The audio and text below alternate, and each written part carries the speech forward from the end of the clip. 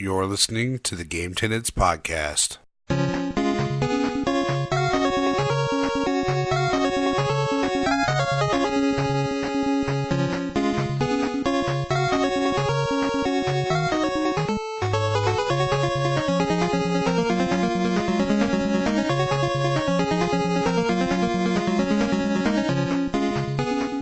What's good, and welcome to the Game Tenants Podcast, the failed adventures of two gamers and their quest for Gamecast stardom. This is episode 60, and I am Church of the Game Grinder, and as always, joined by my excellent co-host, Justin, Cardboard Zero. Thank you for that excellent start to the podcast. I'm jazzed. You sound jazzed. And the rest of you listening, you better get jazzed because we've got some. Darn right. You exactly right. We got some great topics this week, and we're going to throw in a little more of like an op-ed between me and Church here. So we got some news and some Castlevania stuff coming up. We'll talk a little bit about a Kickstarter that just launched that you guys might be interested in. Some Sony news. Some new cool gadgets coming out this holiday season, hopefully, and some Netflix talk on a series some of you might have played. We got all that and coming up, but the question we've all been waiting for, the one question to rule them all. How the hell have you been doing, Church? What have you been up to, man? I am doing fantastic. Did I get you good at that question? You see, I know everybody's just dying to hear what I've been up to. I mean, obviously they must enjoy it to some extent, or I have maybe I just sound like an idiot most of the time. And they're like, "We're gonna watch this guy crash and burn for 60 episodes." Well, then it's been a wild ride because absolutely. Apparently, you're still on fire, but you haven't been put out yet and still going. So, I mean, there you go. Can't stop, won't stop. But no, I'm doing pretty good. Kind of been doing the usual, sticking with the trend of putting some videos out again. I've never been one to put out a ton of videos, but I'm back to my every other week schedule. So good. Just another pickup video was released, trying to get caught up. So for anybody who hasn't seen that and is interested, definitely recommend checking it out. Mostly covers the quote unquote new stuff that I've bought over the last couple months. Mm-hmm. Previous one being friends hookups. Next one is probably going to be like family hookups, because I have a pretty good family hookup with a thrift store, and trying to figure out how I'm going to do that, because there's a lot of freaking games that I've gotten through my family at the thrift store. Yeah. You got some really cool stuff through there. And then besides that, it's just pretty much been Dragon Quest XI. Still cranking through it. Which I'm really surprised, because didn't Tomb Raider come out? Yes. So as many people know, I am a one-game gamer. I don't play multiple games. Unless it's like a single player game and like an online PC game or something, then I'll play two games. But how monogamous of you? I get too easily distracted. Like I'm not self-diagnosing myself, but I'm sure people would say I have ADHD. My focus is a precious thing to me. So when I can stay focused on something. Huh? Were you saying something? And actually, it's a kind of a. I do this now because of how things used to go with gaming. Like when I jump around games, I just wouldn't finish them because I'm gonna get enthralled in this game, and then suddenly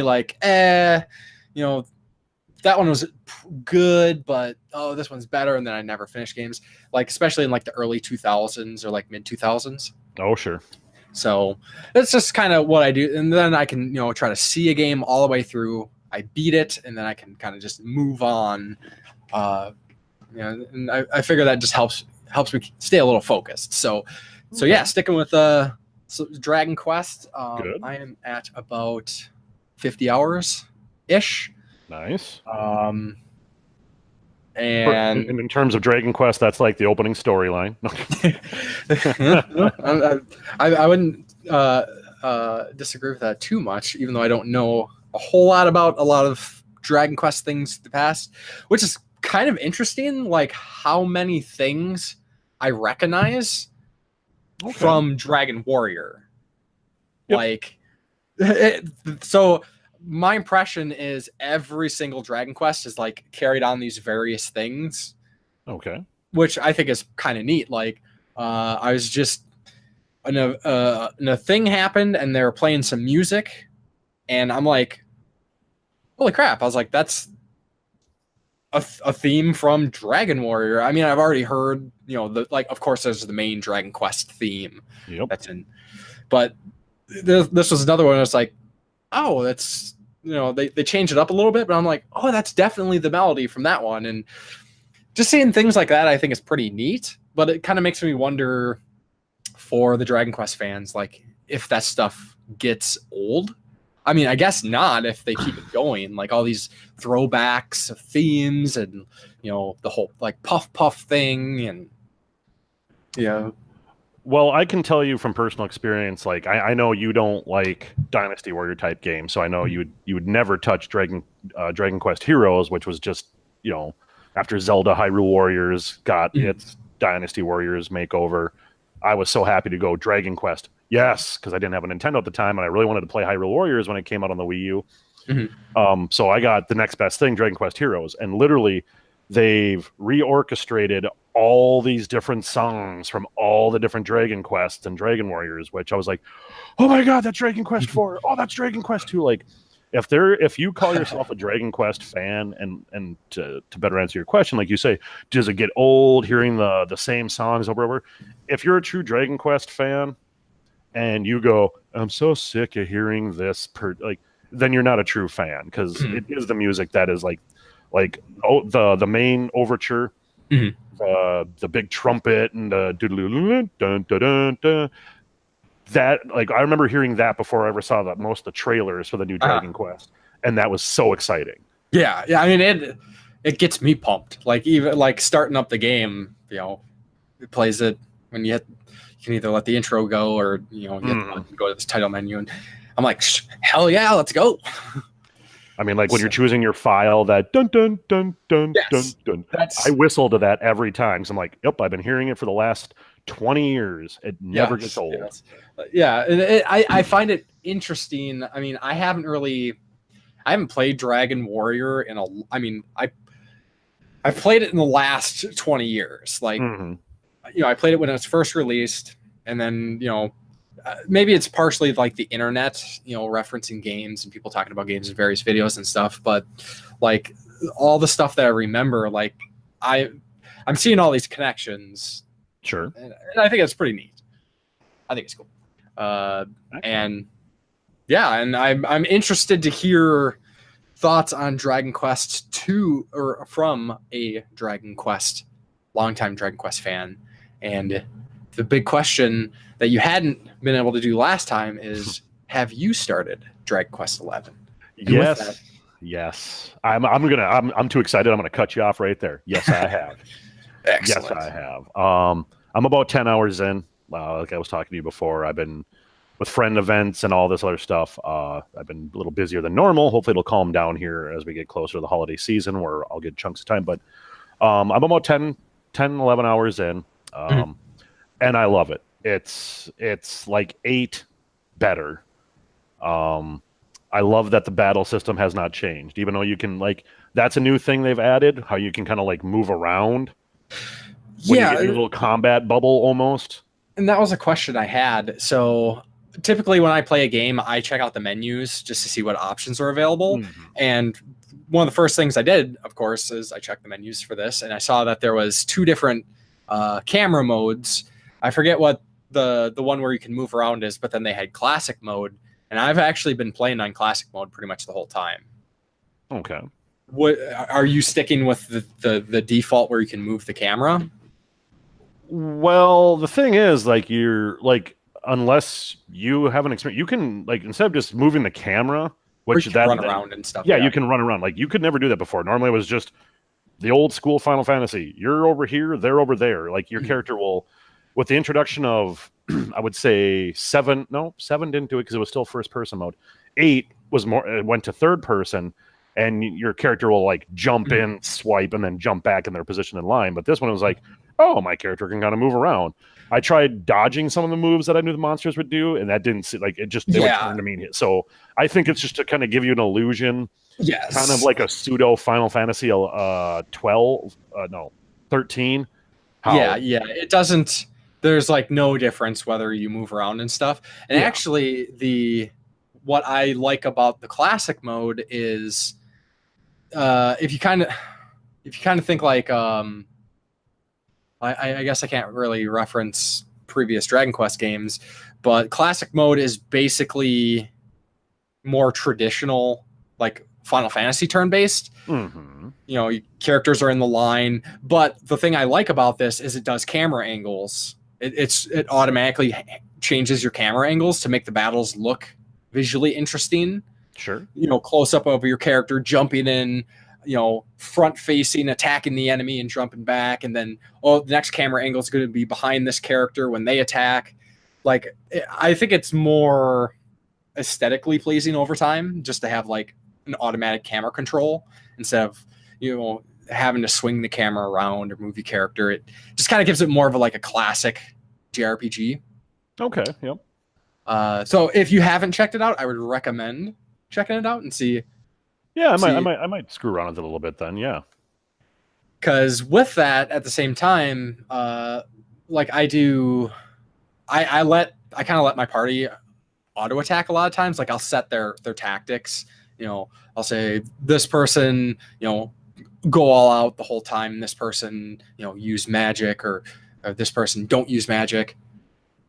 So with that, then letting the camera kind of do its own thing, it just kind of makes it a little bit more cinematic, I guess. So not to like derail your thoughts on Dragon Quest. No. You're that's what we're here to do. Is we're here to talk about stuff. I like I say, so far I love it. I'm getting what I've always wanted out of Dragon Quest, which sadly I wish Final Fantasy and Square would kind of pick their asses back up and be like, hey, Octopath Traveler did really well. Weird. It's kind of an old classic styled RPG. Mm-hmm. Why can't you just do that on a grander scale like Dragon Quest just did? Right. So I haven't got to experience a lot of the music. So I kind of get what you were talking about last episode, how you're like, the music isn't really popping. It sounds very generic. Unfortunately, you've heard most of it. Which, and that's fine. Like I say, I feel bad that this is like more of one of your current iterations into Dragon Quest. Cause like you go back, if you were to play 8 and play this, you would be probably in the same boat as me going, what the heck? Like 8 had a fantastic soundtrack, and 11, you kind of gave us this. Like literally, like, and in the US version of Dragon Quest 8, we actually got an orchestrated version. Like I heard that. So we got the better version of Dragon Quest. So it's kind of like here we always give Japan, they always get it like about 8 months to a year before you guys ever get the game. So we'll give you guys a little extra. It was like totally worth it. Yeah, and actually with Dragon Quest 11, we got voice acting where the Japanese don't have voice acting in their game. And it's good too. Like it's great. It's really good. You're like, oh great, voice acting. This is probably oh wow, this actually isn't too bad. Yeah, and there's some, like, I don't know names necessarily, but I recognize some of the voices. Like some of these are like definitely known voice actors. Oh, sure. And so that's neat. And I hear that there's going to be a Switch port for Japan, and they're talking about adding in voice acting for their version, since ours was so successful, I think, or so well received. Well, I hope, because I saw some people posting articles that said that if Dragon Quest XI doesn't sell well, they're not going to localize the next one, and that really kind of puts a damper on it, because I'm like...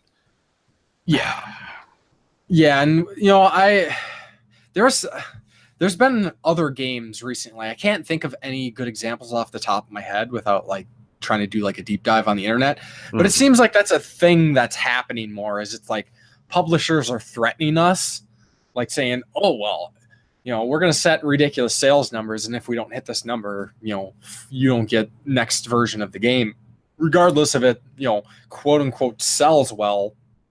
I wish I could remember an example. There was something even recently that everyone was like, "Oh yeah, this game is great. It sold well, but it didn't sell as well as the company was hoping." So they're like, "Poo-poo on that." It's like that sounds like some stupid crap EA would pull. Like, yeah, hey, great, yeah, we made our money back, but it wasn't to the level we wanted it. It might have been something with EA. Wouldn't doubt it. They're always ones doing that crap. And one thing that I thought was kind of neat, someone we're both familiar with, another YouTuber that I'm a big fan of, is Daria Plays.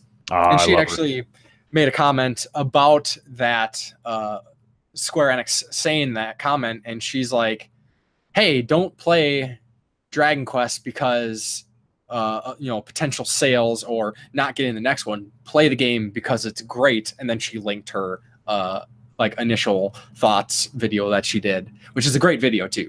If anybody hasn't seen that, check it out. Non-spoiler initial thoughts. I don't know if she's doing like a full review, but it was like when she was in like the first 40 hours or something, she put it together. So yeah, I'm loving it. It's seriously great.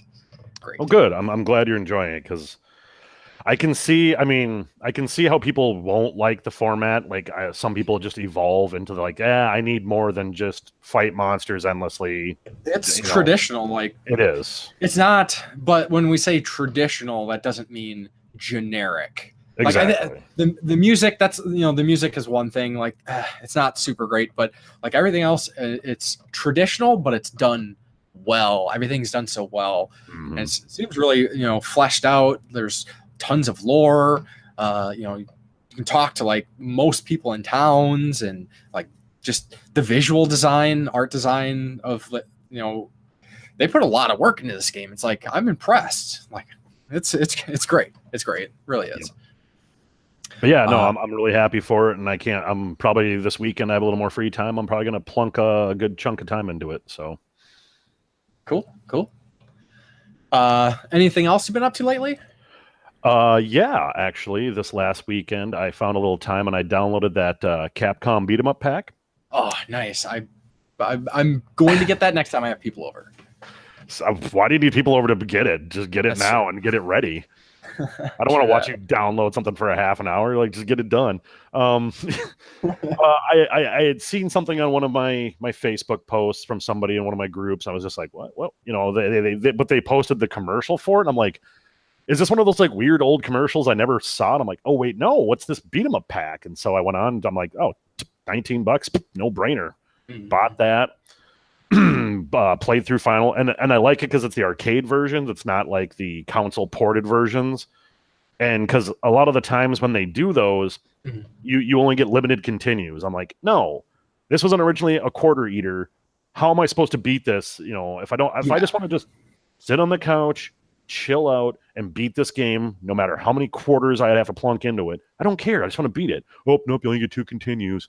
No, so nope, this game it's like pumping in quarters. It goes to the continue screen like it would in the arcade, and you just boom, hit start, choose your character, and back at it. And I love it. Awesome. So I played through the first Final Fight arcade.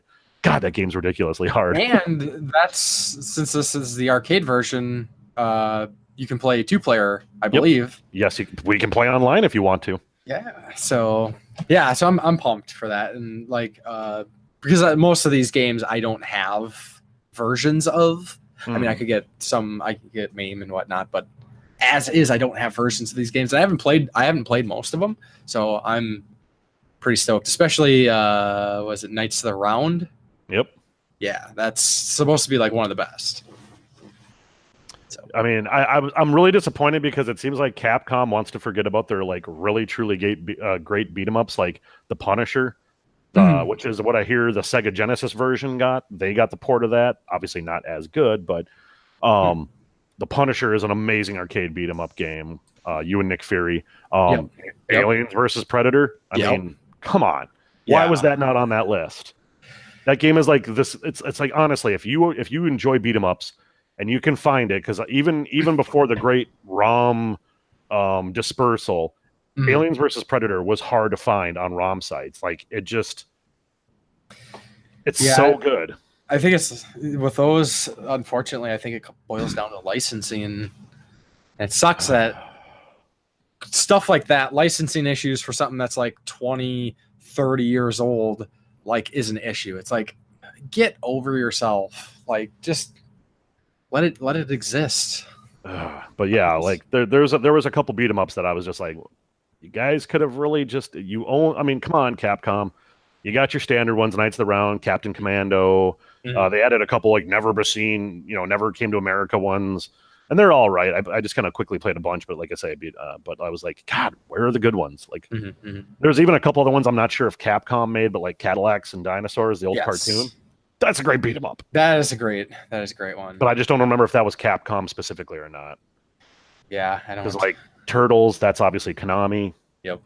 So, but yeah, that's what I've been up to. And awesome. Minor Final Fantasy 14 news. If anybody plays or is interested, the new 4.4 patch dropped. So we have the new raid tier, new craftable battle gear, new materials, new dungeons, new mounts, new primal. Lot to do. Damn. And I have no and I'm so far, I'm not gonna lie, I'm macro crafting as we do this. So I just have to push 2 buttons, but I can and still focus, so I'm good. Yes. But yeah, that's what I've been doing. Cool. So then let's move into the retro game highlight for this week. And last episode was... The hell was last episode? 59. Well, which game did I we talked about Ninja Gaiden, remember? Thank you. Yes. It was like, well, we're on 60. Yes. 59. I'll go. Obvious joke is obvious, but yes. So for this episode, I thought I'd go with another one of my favorite NES games. Kind of a known game. I don't think it's like a hidden gem by any means, but that would be Little Nemo Dream Master. Really? Love that game. Platformer. You got me. I wasn't expecting you to say that, because normally we talk about this stuff, but good choice. Oh, well, okay, cool. Yeah, I don't know how I originally got exposed to it. I think I just saw the game and I was like, hey, this looks really cool. I got it back in the day, brand new, played it, loved it, discovered that there was an animated film that it was based on, which was based on an old school comic.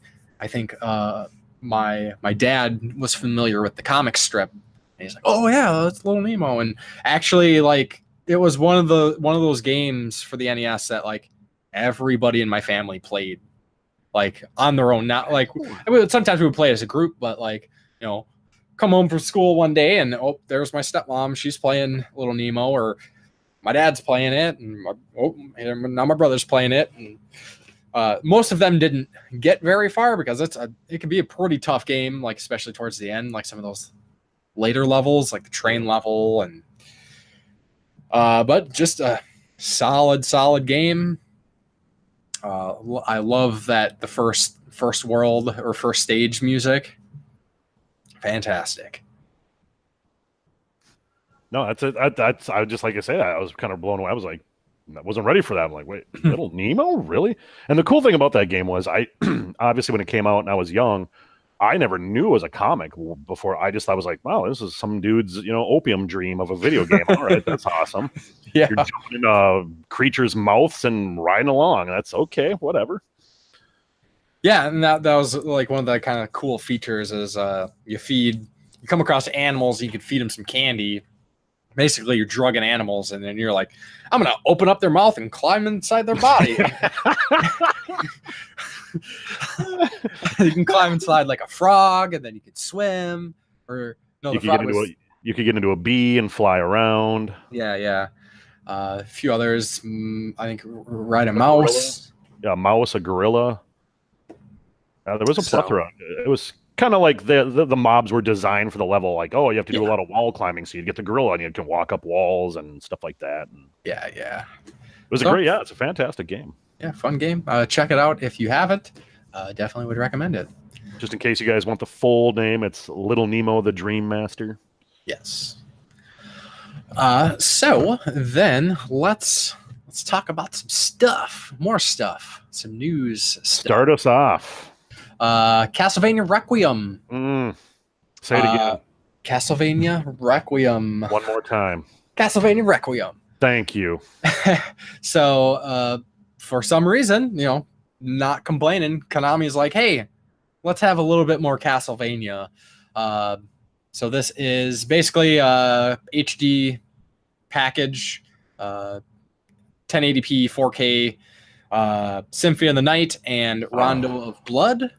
And then they also have achievement support, so there's going to be some achievements.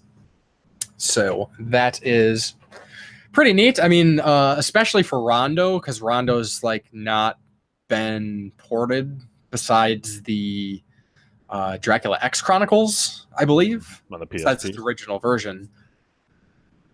So it's good to get that out again so more people can check that game out, because, I mean, these are pretty much my two favorites. I mean, I love Simon's Quest, but these are my two Castlevania games.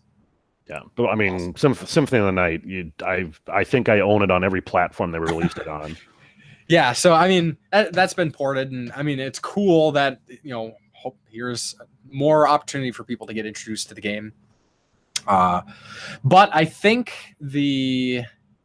I believe the Symphony of the Night is not the the original version, the Saturn version, I guess, which is kind of like pros and cons. So there's no Maria mode, from my understanding, which is kind of disappointing.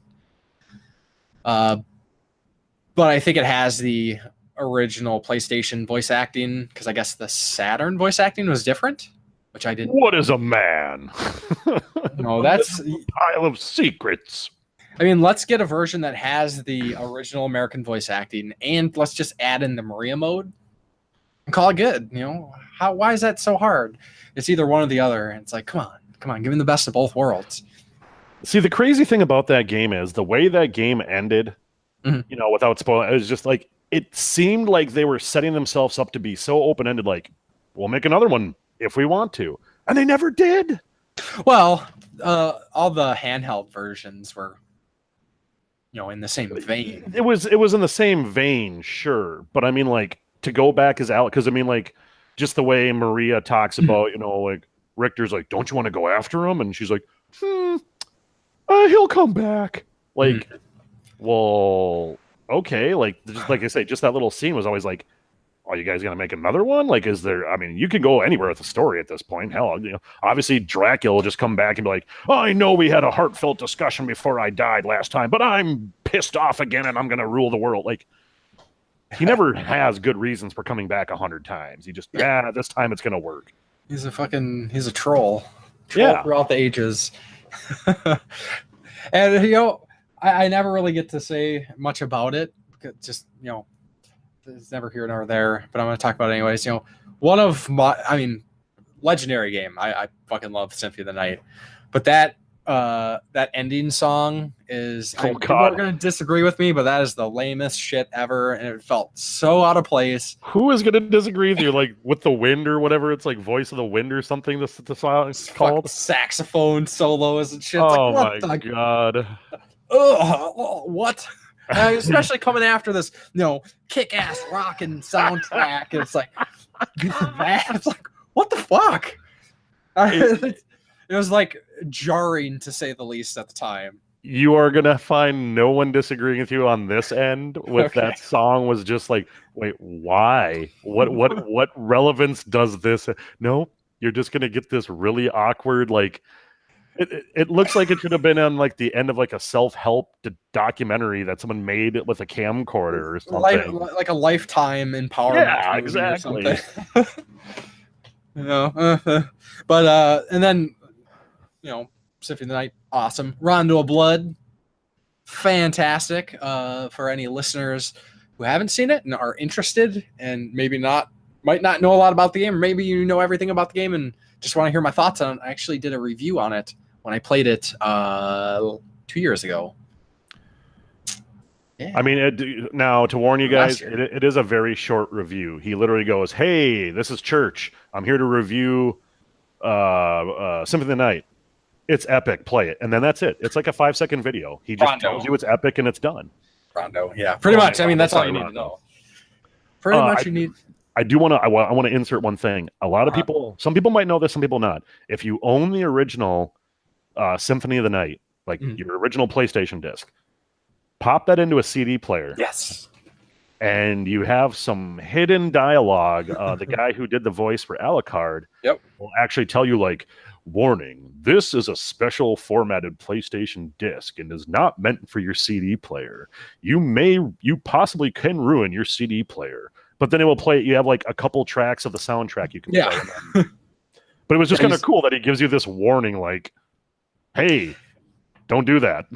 Yeah, and interesting, and not to get too sidetracked here, like that's actually been kind of like a video idea series that I've been thinking about, is like kind of like lost knowledge about gaming stuff, like like the Symphony of the Night thing, or even like the original Tomb Raider on PlayStation 1. Like you could listen to like a lot of the soundtrack or the full soundtrack if you put the disc in a CD player. I did not know that.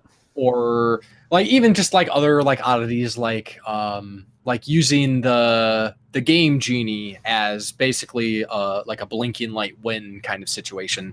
It bypasses a lot of the pin connection issues.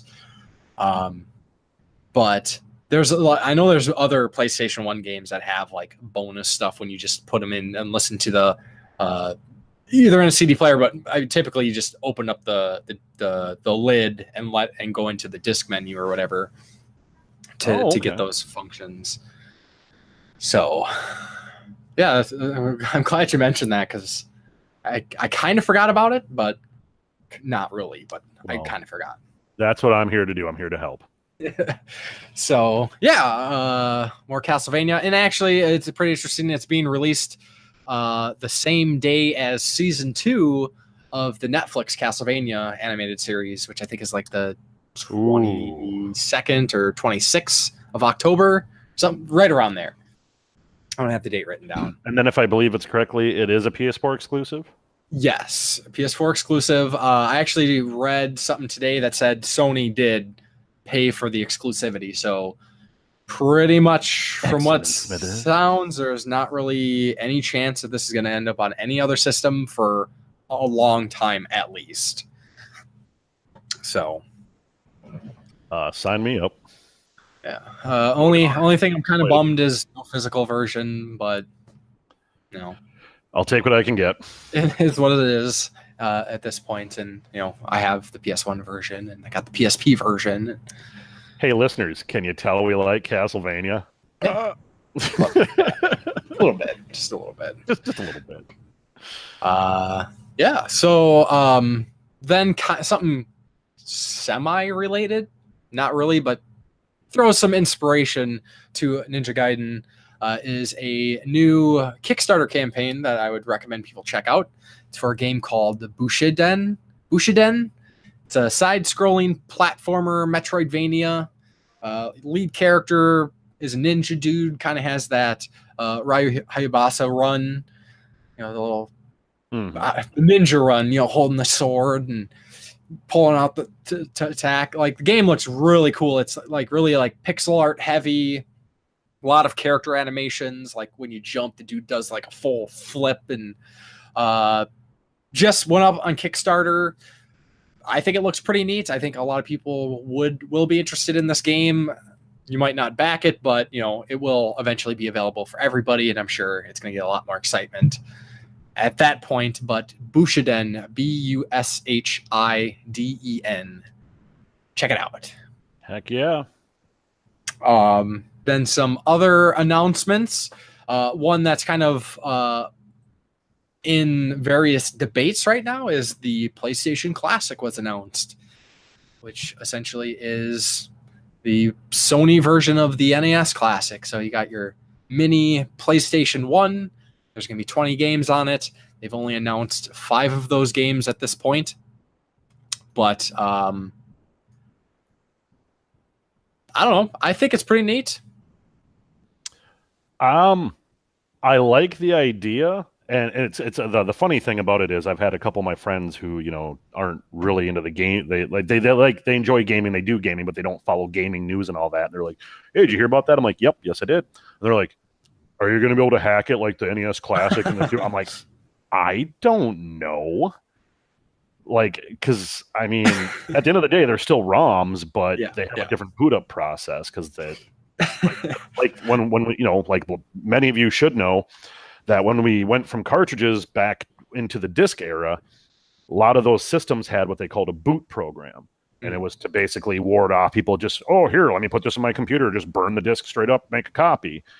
And sometimes that boot program wouldn't get copied over properly, and so you'd be like, hey, I copied this, it's just a CDR, it's all it was a black based CDR disc. You pop it in and oh, this game doesn't work. And so I don't know what it's. More than likely you're going to be able to put ROMs on it. If it's kind of funny because I actually that was one of the first things I thought when they announced it. Was like, oh, cool. Are we going to be able to hack it? Like, put the games on there I want. But then even with the NES Classic and the SNES Classic,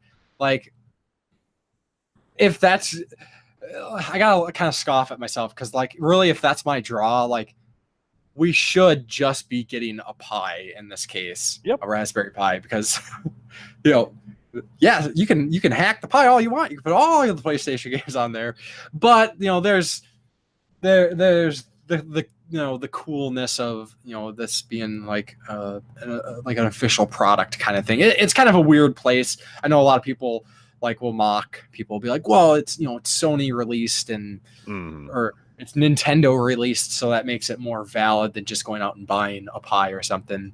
It's a collector's item. It's fun and whatnot. Except this time, I mean, if I remember correctly, I saw it. I was like, oh, cool, PlayStation's finally doing one. Great.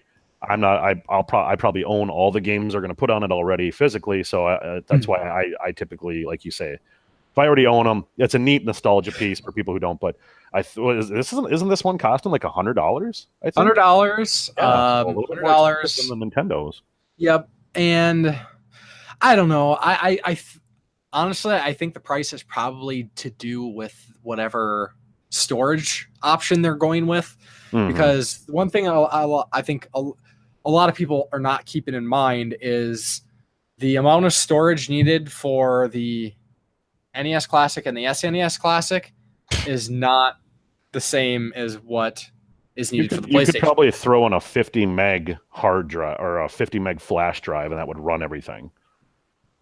For the Nintendo ones? Like the NES Classic. Yeah. I mean, those game file sizes were literally, we're talking maybe 70 to 150 kilobytes. Yes, you can do. So the NES Classic has, I think it was a 200 or 250 megabyte flash ROM on it, and you can put the entire NES library pretty much on it and not fill it up, including box art, where PlayStation games it's a CD, so 700 megabytes per game. So it needs a lot more space. More space costs more money. So I think that's probably where the price difference comes in. $100 for 20 games, I don't think is unreasonable. Some games are not uncommon games. Final Fantasy VII is available in various options, but you're getting Final Fantasy VII, you're getting Wild Arms, those games in themselves, just disc-based versions, you're already looking at $60 for the two of them, maybe 70. Depending on what version of Final Fantasy VII, obviously that's the collector in me. Did you get the misprint edition or? Well, I mean, like the greatest hits for Final Fantasy VII. If you're paying more than $10, you're paying too much. Oh, but sure. Depending on the day, the black label still fetches 40 to 50, depending on I mean, obviously friend prices might lower that, but yeah. I will say I do think it's kind of weird that they didn't announce all of the games from the get-go, and they still haven't announced the other 15 games. So right now it's just Final Fantasy VII, Jumping Flash, Ridge Racer 4, Tekken 3, and Wild Arms. But it's like, why? Well, I mean, to think of it this way, though, I mean, like to try to sell the only 5 games they've talked about, and 2 of them are RPGs. That's really amazing. Like, I didn't know the 5 games. I knew Final Fantasy VII for sure because I'd heard people talk about it. But like Wild Arms, another excellent game, another excellent series. And if people haven't, I love Jumping Flash. I own both. It's a really fun Jumping game. Flash and Jumping Flash 2. I love it. A mechanical robot that shoots lasers and various fireworks. Love it. Yes. Tekken 3, I thought was a great Tekken. And Ridge Racer. Can't go wrong with Ridge Racer when it comes to racing games. Ridge Racer.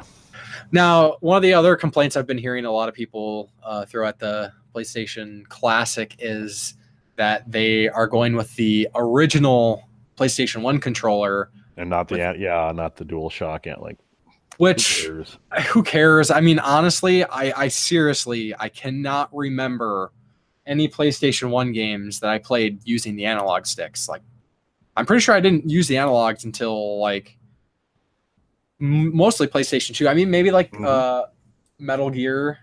I don't even think I used analogs for that, but honestly, I can't remember. I know there were some games that required the analog sticks, but not many. Yeah, the analog sticks PS1 library, super like experimental at the time, and it was optional. I mean, I like there are some games that would be like DualShock version where you could use the analog sticks if you want, like with Resident Evil, Resident Evil 2, even. Whoa, DualShock! Wow, but it was optional, Oh. So a lot of people getting kind of like upset about that.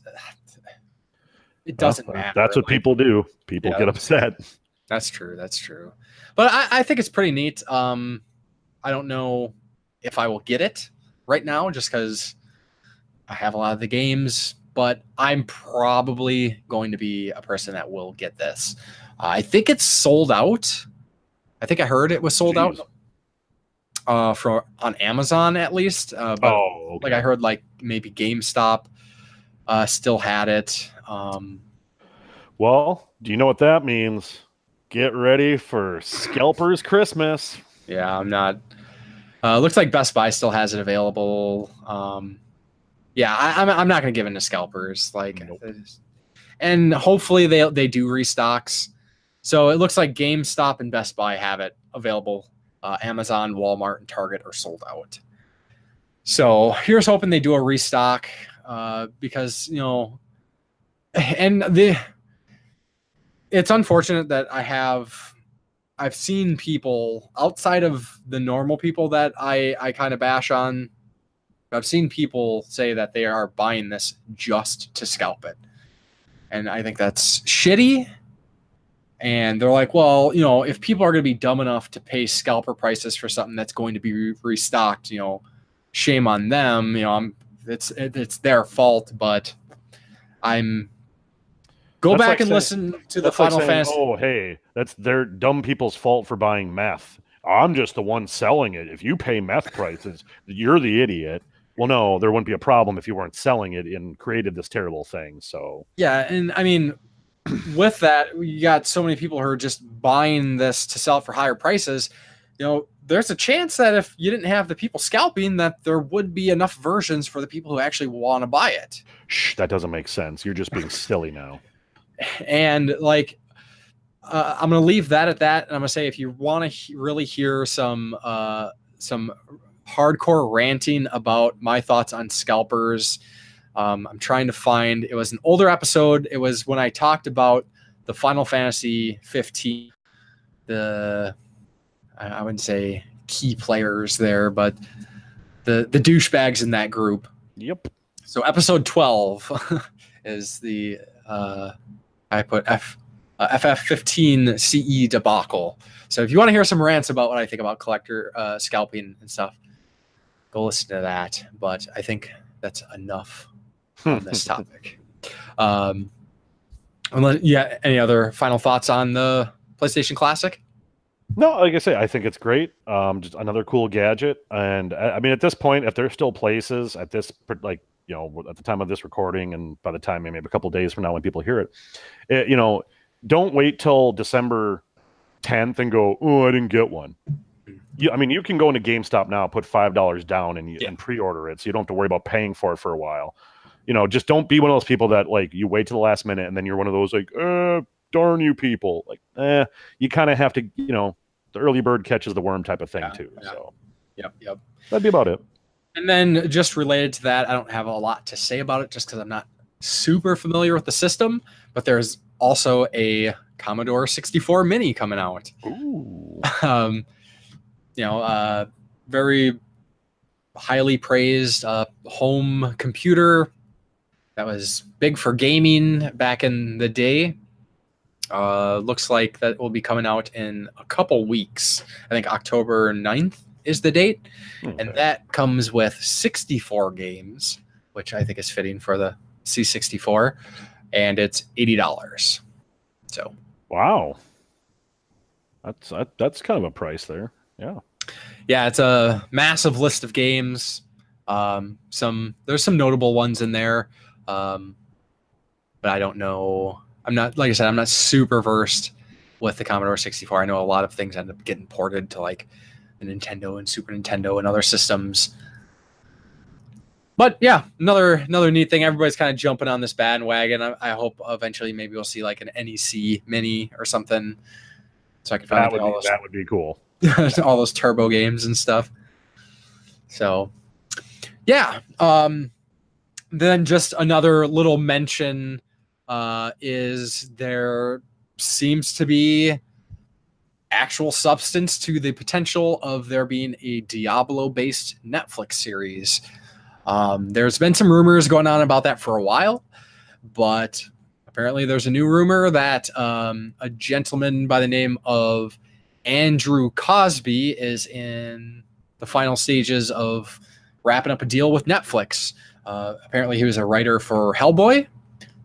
I'm not really familiar with his name, but all I hope is, I heard Castlevania was getting a Netflix show and I was like, please make this good. Diablo is my fucking jam. Like, I have probably played the Diablo series more than any other game series there is. I love Diablo. Please do it right. There's so much potential. It could be so good. And there's a lot they could do with it, I think. So here's hoping, fingers crossed. I'm starting to see a lot. Like, what was the big controversy? I think out of last episode where something was trying to make a Netflix. What game adaptation into a series recently? People are bitching and moaning about it. I can't think of it off the top of my head. I heard there was some movie, like they're gonna make like a Tetris movie or something. No, it wasn't. Was it The Witcher with them? The Witcher. Yeah. They're changing one of the characters' races or something. I didn't know what they were. I just heard. I'm like, oh wow, The Witcher gets something now. I'm just like, oh boy. I'm like, the Castlevania thing comes out on Netflix, and it does well, and people hum about it. Now everyone's just like, quick, if we have a video game, make something cool of it now. It's like, well, the main thing I think is like doing them well. I think is the big difference, because we've had plenty of video game movies and things related to video games, and they always are just trash because they're always just cash-ins where they don't put any credence behind what they're doing, and there's no like legit passion behind making something to do justice to the source material. And the Castlevania is a big turning point that shows if you make something and you put effort into it and you try to do it well, it will be received very well, and people will be very excited, and they will give you money, and they will watch your stuff, and they will want more. They don't want your garbage. We don't want your garbage. We want your good stuff. Shut up and take my money. Here, take. Yeah, it's like they will give you their money. So I hope it kind of sticks. Or they keep up this. I don't want to say a trend, but I hope whatever they're doing is quality. So I I guess we won't spend too much time on this. It's kind of been talked to death. It seems like everybody's talking about it right now. It's kind of a hot topic, but I just wanted to mention the Telltale Games shutdown. Yeah. So yeah, just the other day, kind of out of the blue, Telltale put out an announcement on their Twitter, and they said, we are closing down. They immediately let go 225 of their staff. Jeez. And they were keeping on 25 staff members. I don't know of what, ranks or whatever. And they were talking about finishing some Netflix Minecraft story mode thing. I don't know if they're making a Netflix. I'm assuming if it's Netflix, it's a show. And they were going to we're going to finish this. And we don't know what's going on with everything else. We'll give you information later on. And of course, whether you're a Telltale fan or not, I'm sure a lot of people are familiar with the series, The Walking Dead, Wolf Among Us, the Batman, Tales from the Borderlands, and Game of Thrones. Sam and Max was another beloved series. Yeah, I mean, they kind of ran the gambit, and it sucks to hear another studio going down. Yeah. I was a big fan of the Walking Dead games. I have the first, the Batman one that I've heard nothing but great things about. And I've had intentions to get to the Wolf Among Us and so on and so forth. So that's unfortunate. Of course, my immediate thought is, oh shit, The Walking Dead season 4 just came out. We got episode 1. Episode 2 is actually released today or right around this time. So what's going to happen with episode 3 and 4? We're not going to get the closing to The Walking Dead, which I think is understandable. A lot of fans are going to be like, oh shit, the Batman series was ramping up. I guess the Enemy Within was really good. Then there's talks of a Stranger Things deal, but there's a lot of actually people chiming in, which I think put in some interesting perspective. And I'm going to kind of give another shout out to Daria Plays, where she kind of made me realize, maybe I am being a little bit selfish, because we hear about this studio getting shut down. We're like, oh fuck, The Walking Dead. No, we're not going to get a finish to The Walking Dead. But more news came out about the closing and the employees and the work conditions that were going on. So all these people were fired with no warning whatsoever. A lot of these programmers, up until the day they were firing, were working overtime, working weekends, overnights, just grueling hours, not even being compensated in any way when they got fired, besides just their standard paychecks. They didn't get any severance. Like I said, they didn't get any warning. Apparently, one programmer recently just moved across country. Oh, God. To work at Telltale. And then a week later, they find out, oh, shit, I'm out of a job. So that's pretty jacked up. There's a lot of, I've seen a few other game companies saying, hey, apply with us. We'll take you in. So I think that's pretty neat to see, some other people saying, this is crap, let us help you out. Yep. And I don't have all the details about it, but apparently there is a class action lawsuit now against Telltale for breaking labor laws. Apparently a big one is something to do with a law about notifying your employees of the business closing. If you're over a certain size, I think it was, if you have over 100 full-time employees, you have to notify them 2 months in advance if there's going to be mass layoffs and stuff. And just there's a lot of developers of Telltale that are kind of speaking up about the working conditions, and it sounds really shitty. And now I'm I'm conflicted because now we're hearing stories that, oh, hey, there's some private financiers trying to step in to pay for the completion of The Walking Dead. And it's like, okay, sure, yeah, maybe we'll get the completion of The Walking Dead, but what about these 225 people that just got completely screwed, got no severance or anything? Like, poo-poo to them. Yay, I get my game, but the people who actually worked on the game don't get anything. Like, ugh. It's such a weird industry to. I mean, obviously, I'm not in it. It's for me. It's like wrestling. Like I have to go to all these outside sources to kind of find out what's really going on, what went down, who said what, and it's such a wacky business because it's like, from what I understand, a lot of them are contract based. Yeah, especially like that back in the Call of Duty Modern Warfare 2 days when those two guys that owned Infinity Ward basically had to like sue Activision, and you found out like a lot of these employees are just contract based. They're just like, oh, okay, you get paid this, and then when the game's done, you get like this huge fat bonus, and then so it's so weird because like me and you, people who, oh nope, I work 2 weeks, I get a paycheck, I get my benefits, or weekly pay. I can't imagine just being like, oh boy, I hope I get my big fat bonus like they were saying. Mm-hmm. So, yeah, and kind of again going back to what I'd read that Daria Plays had mentioned, and she made some really, really great points that I think deserve to be highlighted.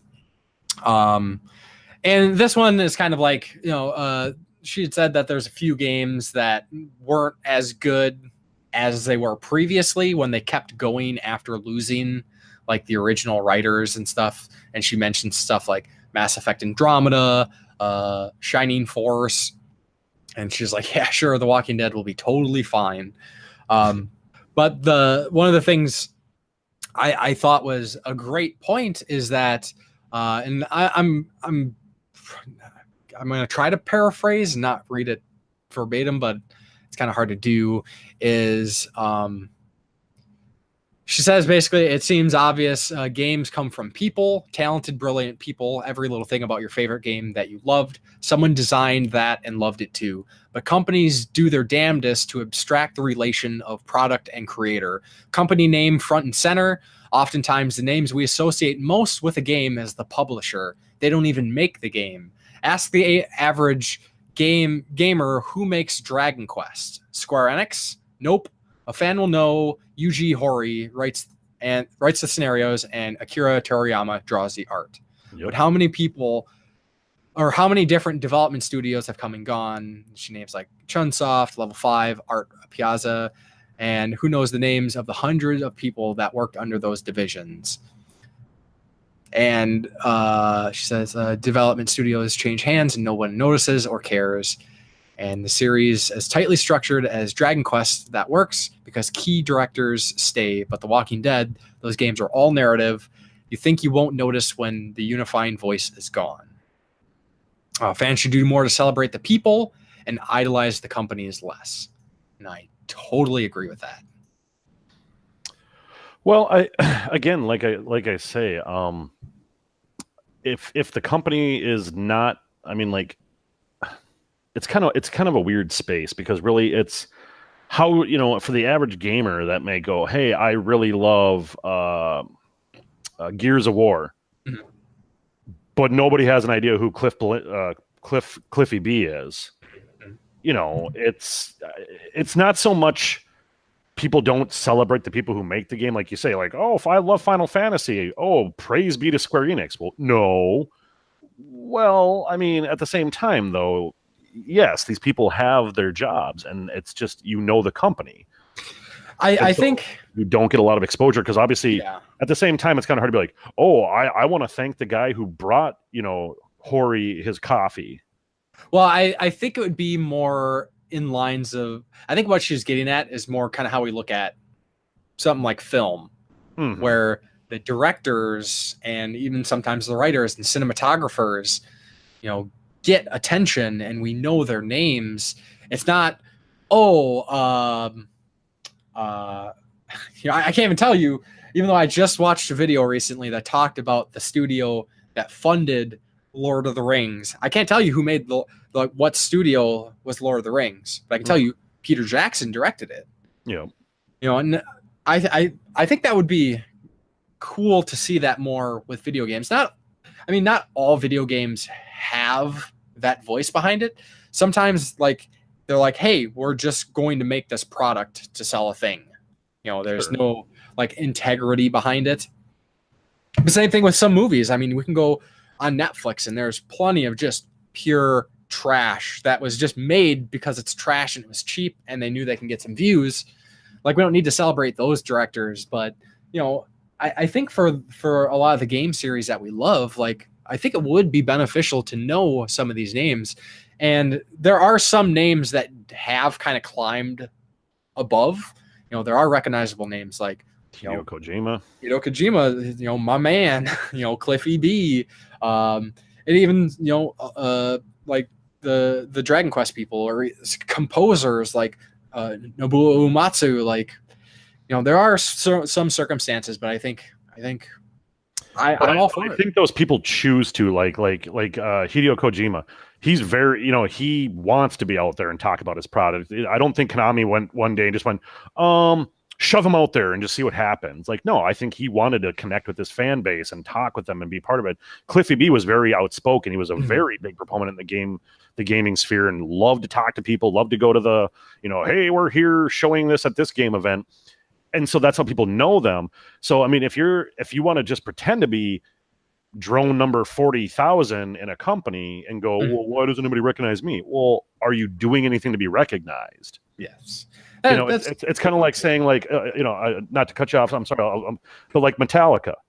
If I say Metallica, who would be the first person you would think of that runs their mouth the most, whether it be good or bad, from that band? Well, I know Lars was the most outspoken, but when I think Metallica, really the first names that come to mind to me is James Hetfield, Kirk Hammett. But I'm just saying. But if I were, to the average person, I know you're a big music head and all that, and not saying you're a big Metallica fan, but I'm just if I were to say, who would you say is talks the most?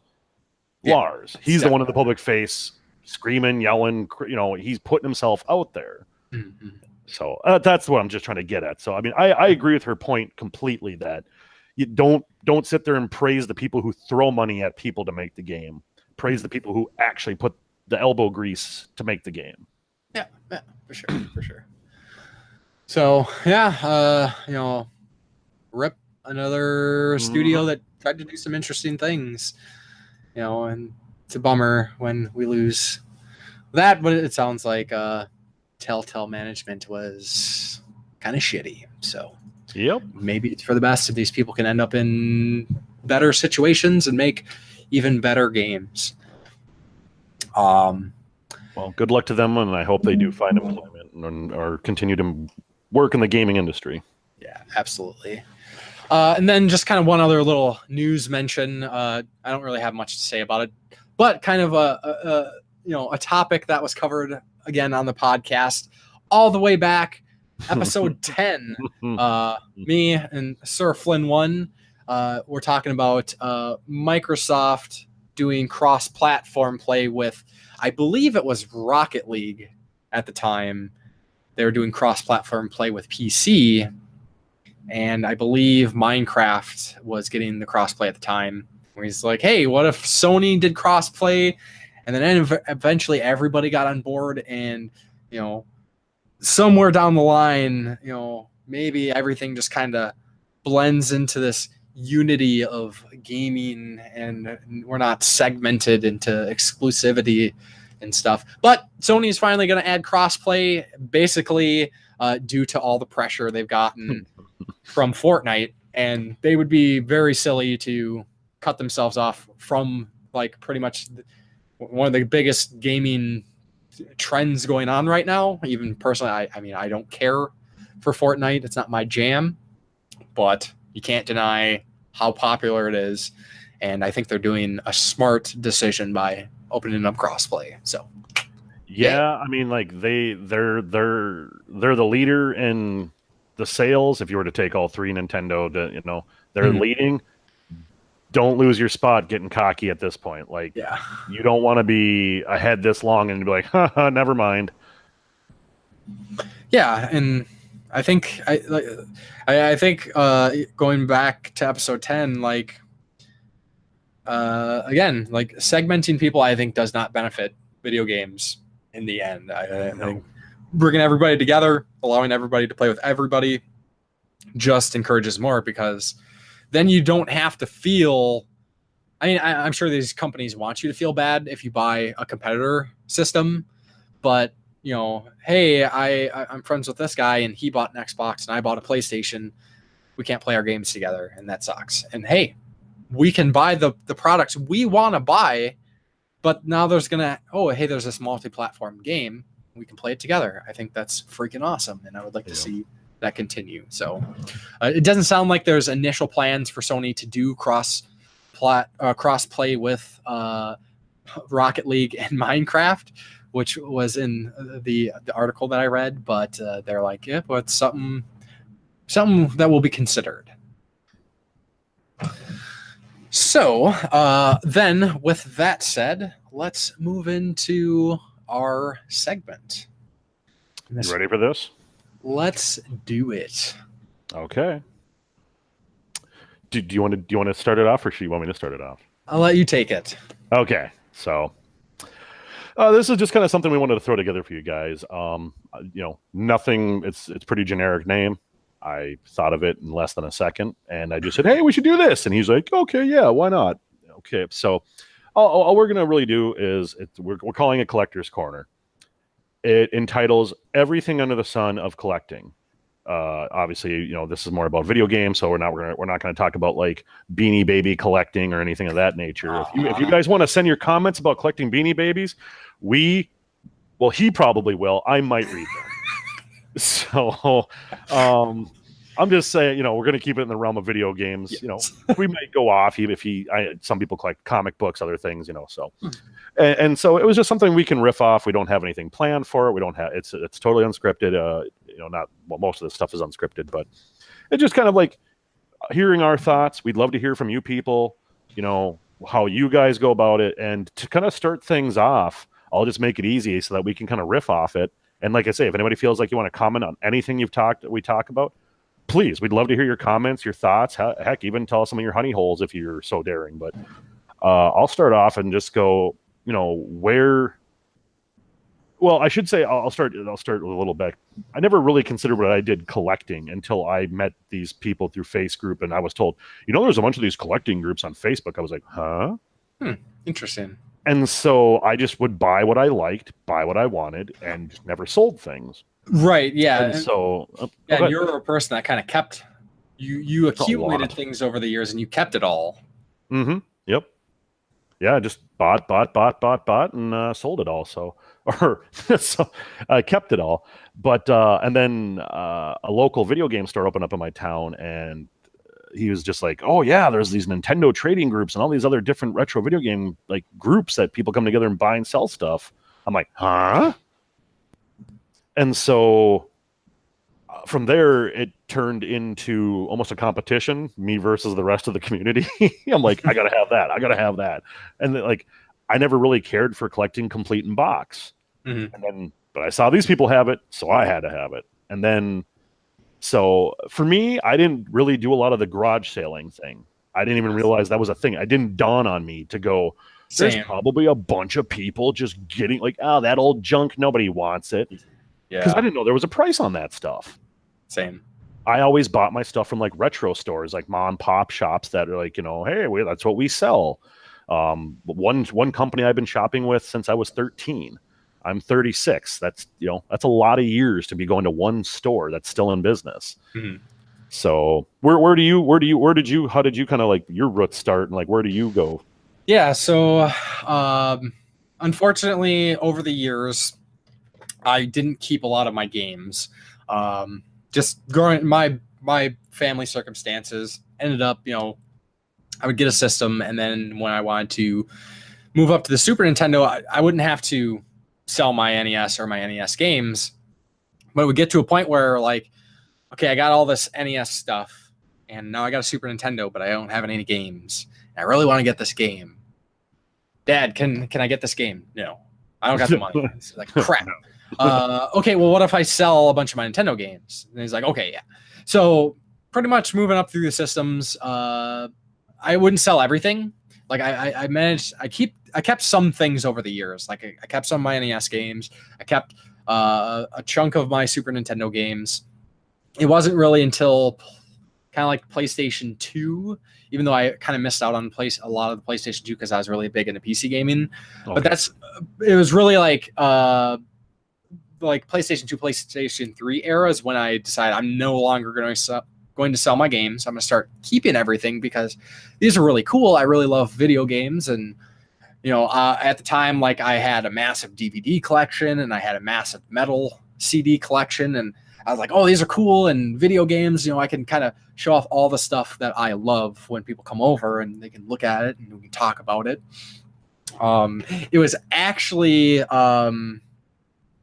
like I had kind of started, like, I wouldn't necessarily say collecting, but there was a couple years where essentially I was starting to collect, where I was going and picking up retro games again.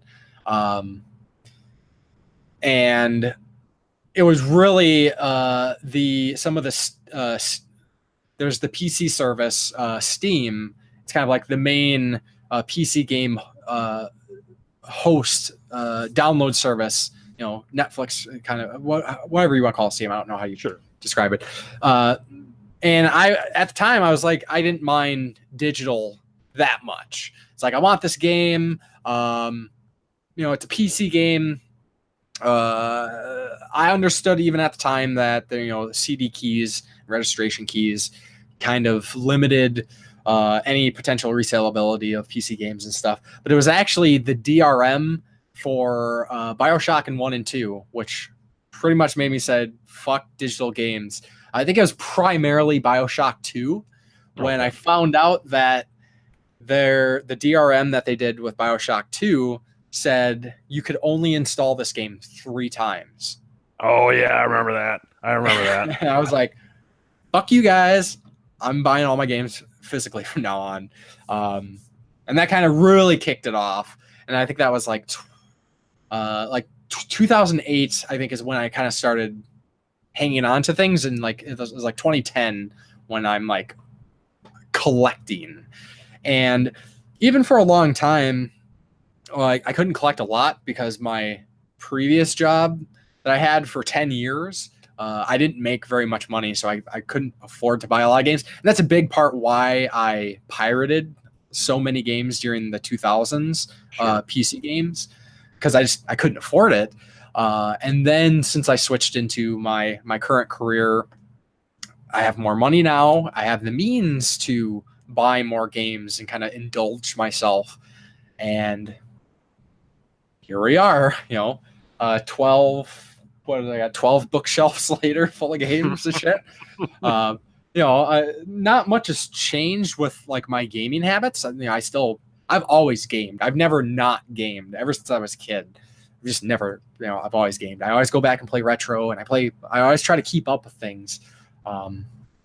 So that's kind of where I came from. When I like quote unquote started collecting, like I had some stuff already. I had some Nintendo. I had my original Nintendo still. I had my original Super Nintendo, a bunch of the games, a bunch of my PlayStation. Like especially like some of the RPGs and some PlayStation 2 games. Okay. Yeah. So like you sound like you're a lot like me. Like you didn't realize that.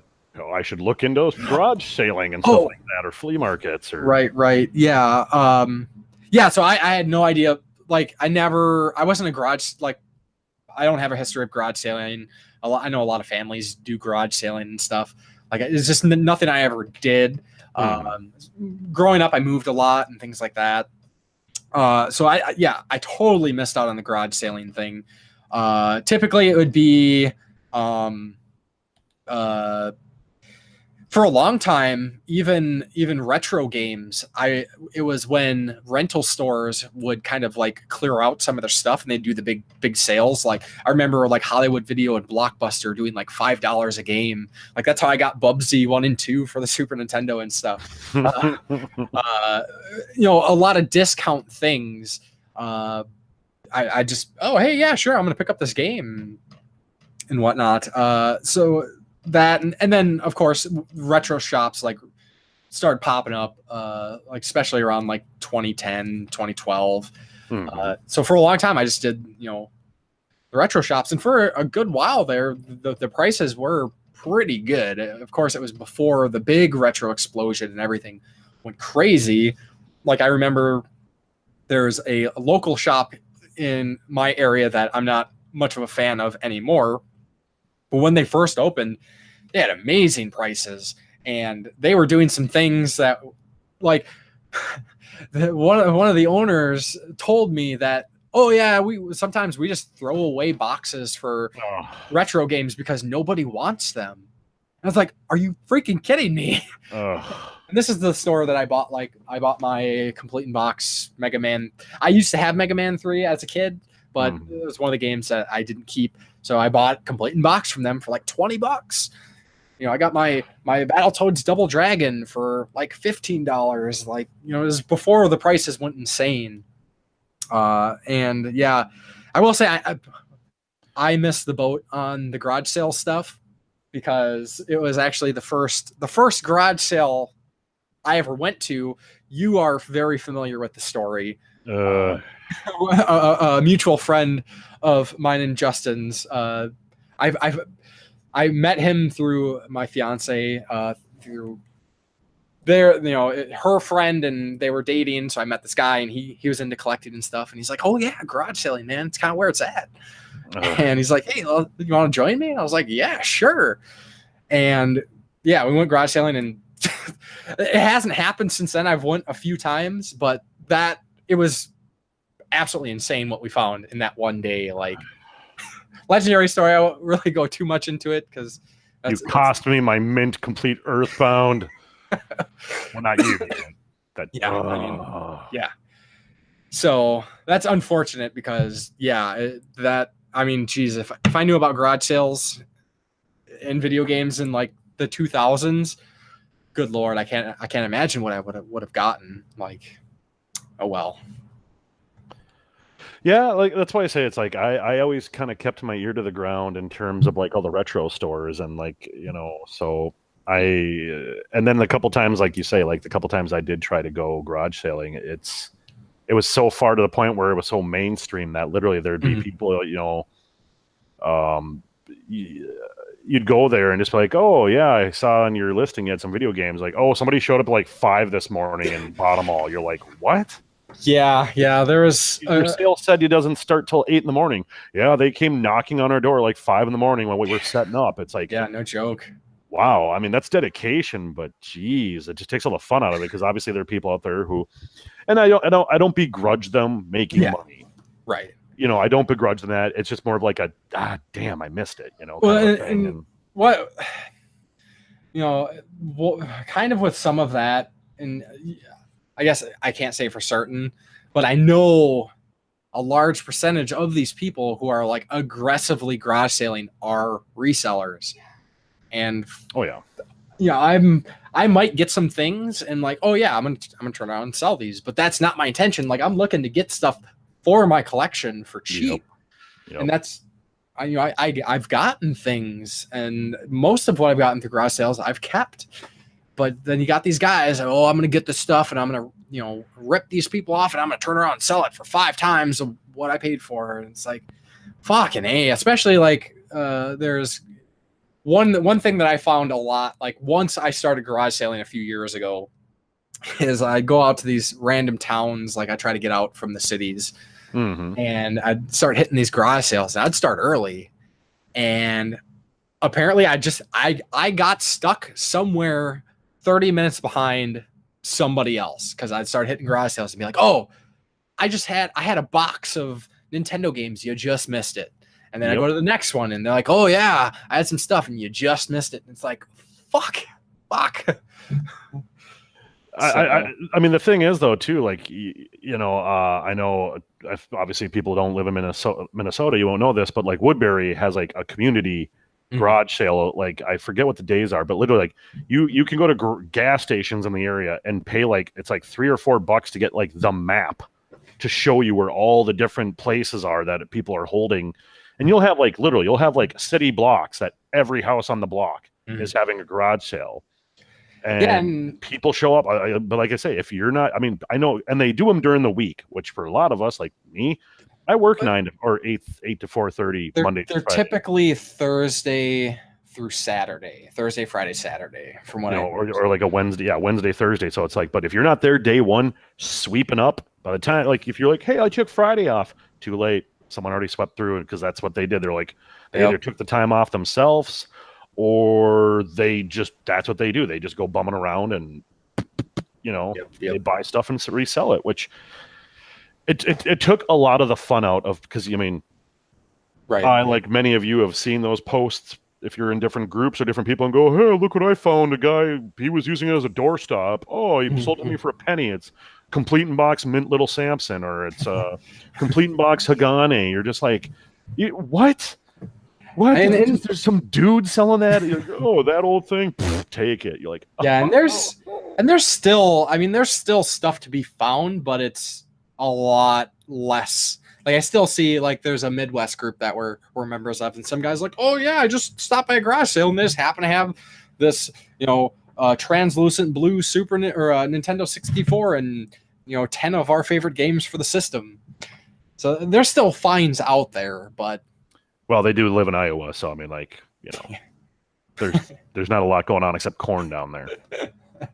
Yeah, and the cities, I mean, there's a big collecting scene in the Twin Cities here in Minnesota, and there's a lot of people that will go a long distance to get stuff, and a lot of these people are specifically retailers.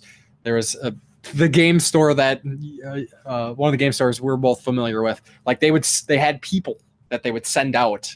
Like a handful of people to different towns, and we're like, hey, we're going to give you $200 and go buy stuff for us. And okay. And then they just clear out a whole town, and now they're selling everything for, and it is what it is. I understand that, but I don't have to like it. No, I don't either. It is what it is, what it is. So, I guess with that, then we can kind of, like, so how do you collect retro now? Like, if you want to get a retro game, like, what's your usual avenues? I'm gonna take it in the vein of that. I'm not just going for broke, because I'm paying the price right now, paying back a semi. I'm not talking anywhere more than $20,000. It's a lot less than that, but like, I'm paying off a loan because for about 3 years, about 3 years of my life, I was buying retro like my hair was on fire. I had a credit card, I had PayPal, and like I say, it was a competition. Like, I would see some dude get Ninja Gaiden Trilogy for $5 at Goodwill. I want a Ninja Gaiden Trilogy. Sure. And I would go, if either I would trade for it, but most of the time I would haggle with people to the point they wanted me to go away, and would give me, the price, and be like, fine, just here, take it for this, get out of my face. Sure. And so, but it also helped, like I say, like, when I find a store that I like, I spend enough money with them that when I come through the door, they might as well change their door ringer to, bing bong to money, because that's what I would be.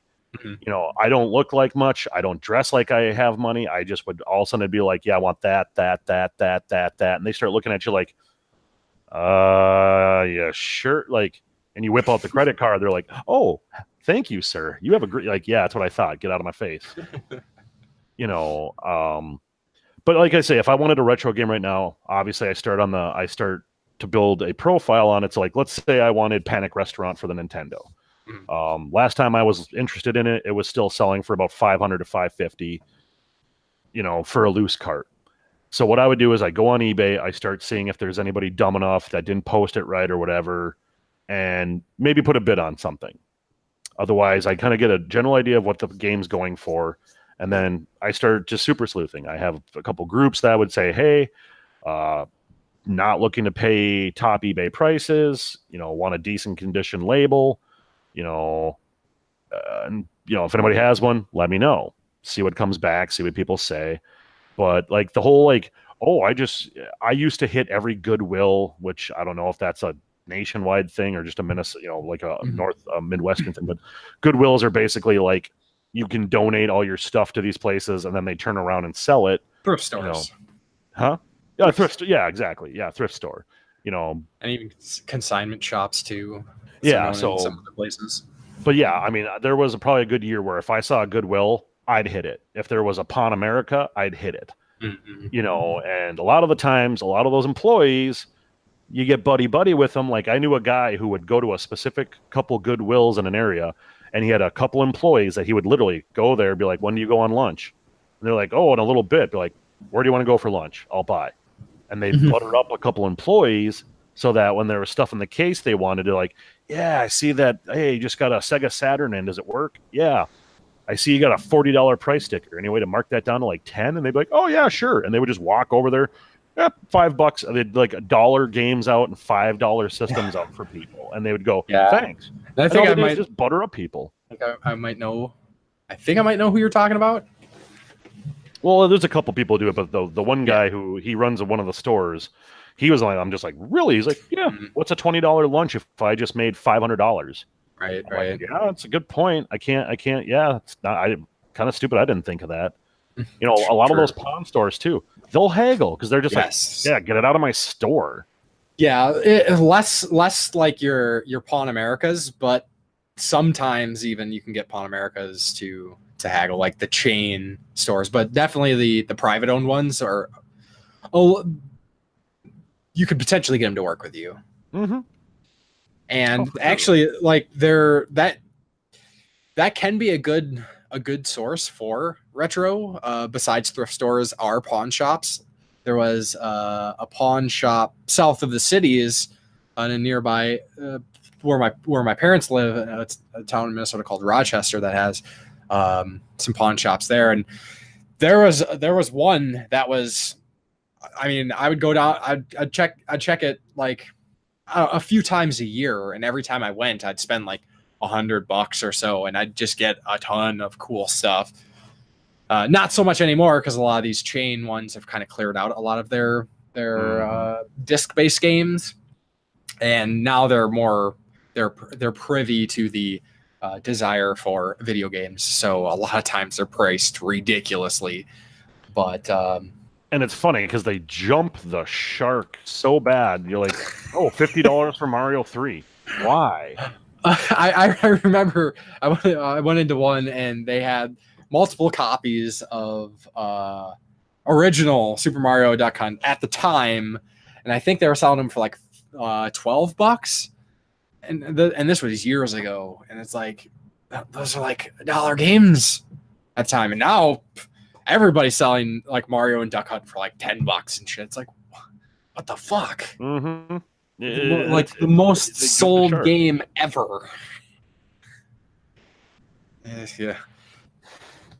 So I mean, it kind of is. It's one of those like it is what it is type of things. Yeah. Fine, whatever. I guess. Yeah. So for me, I'd say currently, when it comes to retro, I don't. I wouldn't say now I've kind of slowed down, quote unquote, slowed down on collecting retro. I still pick up retro stuff quite frequently, but it's usually when I get like, oh, I want this specific game or something. Or so mostly retro for me now, when I pick up retro is when we have our local group meetups. Yep. And events like that. Otherwise, I'm not really going to retro stores too frequently because I know what happens. With anybody who's a collector, we all know, and we've even talked about sometimes there's a lack of self-control. Just a few weeks ago, almost all the time. Just a few weeks ago, I went to this game store that when Jason Corpse Flood came down last year, we went and checked out this collectible store, and they had this this Metal Gear Solid Sniper Wolf statue that was something that I wanted. It was it's called this Bashujo figures. They're kind of like fan servicey figures. And I'd heard like a year prior that was getting released. And like, I was really thinking about pre-ordering it and I didn't, and they had it. And I was like, oh man, that's so cool. And I ended up going back because I know a lot of times these small collectibles shop, like, you know, some of those things, like they don't really move too often. So I was like, maybe they still have it. And I went there, and sure enough, they still had it. So I'm like, oh, cool. I'm definitely going to buy this. You know, I'm going to go check out their little selection of retro games and stuff and see what they have. And I ended up grabbing a Game Genie and a Game Shark, and I grabbed the Sega CD game. And then as I was walking over to check out, lo and behold, I looked down as I'm walking by, as I've already scoured the store, and hey, here's 3 of these boxed Tomb Raider like figure sets that I'd recently learned about thanks to another friend of ours. They had all 3 of them in box, super minty. Like, fuck, I gotta buy these. And you know, so it's getting kind of spendy.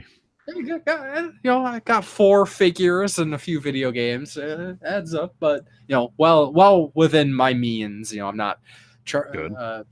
I don't use my credit card for purchases like that. I try to keep credit cards to mostly like emergency situations or things like that. But then again, like there's some times when I really get a bug up my ass where I really want to get a game, and I'll go on eBay and I'll buy the game, or sometimes I'll monitor Amazon. Like a friend of ours has little gaming get-togethers once in a while, and that's how he introduced me to this game, Incredible Crisis, for the PlayStation 1. I was like, oh man, I want to get this game. Unfortunately, I try to be kind of cheap with my collecting, and when it comes to retro games, I never want to pay retail. Or you know what the game. Nobody does. So a lot of times I will wait. So you know, I play Incredible Crisis. I'm like, I want this game, and I want to pay $20. People are selling it for $20. I'm not spending $20. So I start. I'm not doing it. I'm not doing it. So keep my eye on Amazon, and the friend who introduced me to this game sent me a message. He's like, hey, have you been tracking Amazon? I was like, I was for a while, and you know, nothing happened, and I kind of stopped. He's like, hey, go on there right now. There's somebody selling it for $12. And I was like, oh, sweet. Went on, bought it. Bam, sure enough, clean, complete copy of Incredible Crisis for, you know, significantly less than the market. Same thing happens on eBay. Like, you know, people aren't going to be like caught slipping on like your little Samsons and stuff as much these days, but you know, cheaper games, like sometimes someone's just like, I just want to get rid of this game. I'm not trying to get top dollar for it. You know, that's a good way to sell your stuff fast, is undercut everybody else. Like right now, actually, I've been kind of monitoring a game that I recently learned about called Stretch Panic. Okay. You're familiar with that game? It's a PlayStation 2 game. It's interesting to say the least. One of another podcast I listened to, Polykill Podcast. One of the guys, Travis, on there was, he's talking. He picked up some games, and he's like, yeah, this game looked really interesting, and it sounds just ridiculous. It's like a kind of a third person, like adventure, like action adventure game, and like a lot of the enemies are like a female character, I guess, but they like. It's not like the point of it, but for some reason, like they have like massive boobs. And when I say massive boobs, I'm saying like they're like one boob is like bigger than their entire body. Like, they're like just boobs. It's like ridiculous. So I'm like, there's a few instances where I see ridiculous games like this. Might not be a great game, but it's ridiculous, and it's, you know, be a funny talking point to funny game. So I want to get this. So I've been monitoring it on eBay, and currently it's going for like $20, and I'm not going to pay $20 for it. So we'll see how long it takes me to get it. Just wait for that deal to come up, because eventually somebody's going to sell it for a little bit cheaper, and I'll swoop it up. Well, I think it's already passed, but there was somebody had messaged me that there was an eBay sale, like 15% off everything. So yes. But you wait for the right time. eBay will always do like hey, anytime you spend more than $50, you get $25 just because, and you put the code in. So those are nice. Yeah, for sure. So, but yeah, no, that's like I say. Like right now, like I still have connections. Like you say, that's how me and you have met through the one of our Minnesota group, and I met our mutual friend Ryan. And so, the groups are great to meet people. Like we still have other friends. I'm not going to obviously start just naming people, because obviously the people listening, like, we don't care who Joe is, whatever that guy. But we made a lot of good friends.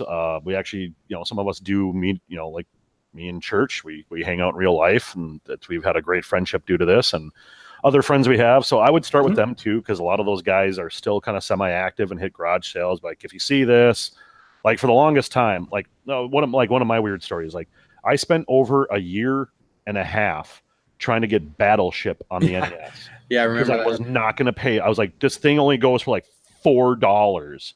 I'm not paying $25 to some schmuck on eBay for Battleship, and I refused to pay it. Yes. Finally, somebody found me a copy. They're like, hey, I had to spend $7. Buy me, pay me the $7 and buy me a pop for doing the work. I'm like, done. Mm-hmm. I had to pay more than $4, but it was just, it was a friend. I think it was Lewis, I believe, but. Cool. But yeah, it was your friends kind of look out for you. If you're allowed, I've done plenty of things where I'm like, hey, I'm out of state, I'm at this weird store, you were looking for this, do you want this price? I'll buy it, then you pay me when you get back. And people like, dude, yeah, great price, buy that for me, I'll pay when you get back. Totally. Yeah. People, so I think I've mentioned it before, but for sure, like if you're on Facebook, look up, just do a search for your state retro video games, or your state name in video games. Like there's all kinds of collector groups, and you're not just going to join a group and people are going to cut you deals, but if you're like legitimately get involved with your local community and become friends with these people, exactly like you said, they will keep an eye out for things that you're looking for. Or if you guys do meetups, they're not necessarily trying to charge top dollars for games, because they're trying to get games too. So get lots of deals. Like a lot of my pickup videos, I'll talk about stuff I've picked up at our meetups, and I get great prices from people because we're friends. And unfortunately, I usually can't pass on the savings for other people, because I just don't happen to seem to find things like everybody else seems to. I don't acquire extra stuff, but Yep. they're still willing to help you out because they know you're passionate. I've established that I'm not like a bandwagon or a fair weather collector that's just gonna get this and then turn around and sell it. We've had people in our group do that before, and they were blacklisted. And oh yeah, we got some running jokes about a couple local resellers who are just jerks of people, and fuck them. We don't need them in our community, because we're all in this together. We're all trying to collect video games and get the things we want to get, and we can help each other out. And if somebody wants to just try to take advantage of people, we're having none of it. That is one of the things I do like. Like there are toxic people in the community. You just like, they don't do anything wrong, but they're just they're just dirty resellers. And you're just like, well, you're not doing anything wrong. You're not, calling people names or anything. So it really can't be like, you're out of here. But, you just, or like one of the things I've noticed, like when I try to sell locally, sometimes people get a little too greedy for their own good. Like you already have good prices on stuff. You can prove take, for example, I was trying to sell a Dreamcast game of mine, Gaiga Wing 2. Well, like the eBay was going for like 200. I was selling for $175, and people still, would you take 120 for it? Like, get out of here. I want to slap you and your mom because you're just that dumb. because you're that greedy. You can't just, I could see like, hey, would you take a 170? Because people feel like they have to win. Like, right. I talked him down $5. Like, okay, big win for you in your life. Boy, your family must be proud. If you're a video game collector, you got to try to get the best deal, and no matter what you buy any video game, you got to try to get it cheaper, whether or not true the person budges or not, and you accept that or not. Like, that's kind of personal prerogative, but it's always worth a shot. You never know. But there is, it's give them an inch, they try to take a mile situation. Like, that's not cool. Exactly like you were saying. Mm-hmm. There's being reasonable, and then there's being ridiculous. Yeah, and that's why I say is like I get real like, or or people, another common thing in collecting is, so like, let's say you're buying from somebody and you're like, well, there's 10 things. I know you've already got these priced properly. You're giving me a good deal. You got them priced right. Would you do a bundle deal if I'm taking a lot of your stuff at once? Never. I get the working the angle, but I'm never going to insult somebody like, oh, hey, church, you're going to sell your. Let's just say you have a little Samson, and going rate for loose cart's $1,200. We'll just hypothetically say that. Mm-hmm. If you're just saying, hey, I'm selling it for $800, already you're at a great deal. I'm never going to slap someone in the face like, would you take $400 for it? Like, there's asking for a deal, and then there's kicking someone in the nuts. Yeah. And I hate when people want to kick you in the nuts, because it's like, get out of here. Just get out of here. I can't believe you even asked that. But right. But I think, sometimes people are like, oh, would you take another 20% off if I bundled it up more? I'd be like, no, we can discuss a price. We can go back and forth, which is obviously a thing people do, but just don't kick people in the nuts. Yeah, there's going after a deal, then there's just, I'm going to insult you. Oh, what do you mean I'm a dick? You're a dick. Right. Yeah. So I think that will probably be a good chunk for our collector corner for this episode. This is definitely a topic we would like to revisit in the future, because there's cleaning tips, all that kind of stuff. Yeah, there's a lot of fun things we can talk about when it comes to collecting, and we're both collectors. A lot of you listeners are collectors, and even if you kind of know all this information, maybe you glean something you didn't really thought about before, or even just throwing in your methods and your thoughts on these, I think makes for an interesting conversation.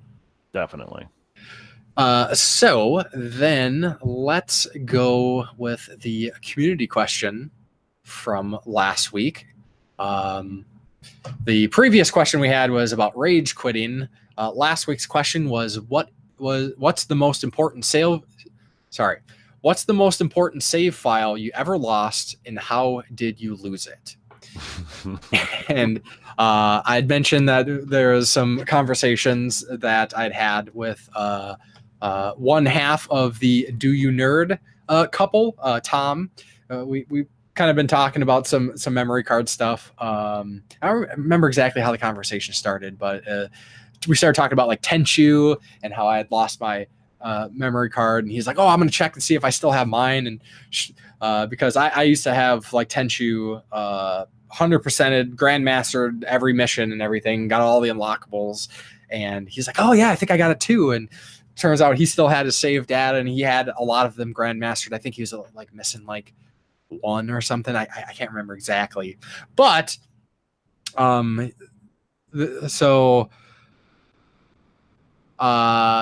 looks like Tom says, regarding the question, a buddy and I had separate PS1 memory cards that we left at his place as teens. His little brother deleted everything. The reason? It was funny to watch them spin and disappear. So after so long Archmage Victory and Breath of Fire 3, long Gold Chocobo and Knights of the Round in FF7, so long 100% completion in Crash Bandicoot 2. Goodbye 200.6 in Symphony of the Night. It's all gone. I feel for you. It's a funny way, though. Like to see him spin and disappear. It's great. We can look back and laugh at these. Like, in almost a similar situation for me. And I might have talked about this before on the podcast. I know you've heard this story. I always love hearing it though. So when I first got my PlayStation, I was 15. I was working my first job, making minimum wage in the mid 90s, which was not much. I'd saved for months to try to get my PlayStation 1 and Final Fantasy 7. Got enough to get a refurbished PlayStation 1 and Final Fantasy 7 on launch day for Final Fantasy 7. Could not afford a memory card. It was another week before I actually got a memory card. But if most of you know, PlayStation 1, like some of those games, a couple games could fill up your entire memory card. Oh, yeah. And memory cards were expensive back then. They were like, I want to say they're like $50 or something, $60. They're not cheap. Whatever they were, they weren't cheap at the time for me, anyways. So I was like, hey, they got this third-party one that has 350 save slots. I think the average PlayStation memory card had like 20 save slots. I can't remember exactly. Do you remember for your standard PlayStation 1 card? Like 15. 15, yeah. Because so remember, the save file would either be 1 block or like Suikoden role playing would be 2 blocks. I know some of those, like some of the racing games, like later on would be like half your memory card. Yeah, Gran Turismo, I remember specifically. Oh yeah. So I see this third party one. It's 350 slots, and like it has like pages, and you can push a button and it'll switch the pages. And it was like about the same price, if I remember, as a regular memory card. And I was like, that's an absolute no-brainer. So I bought that.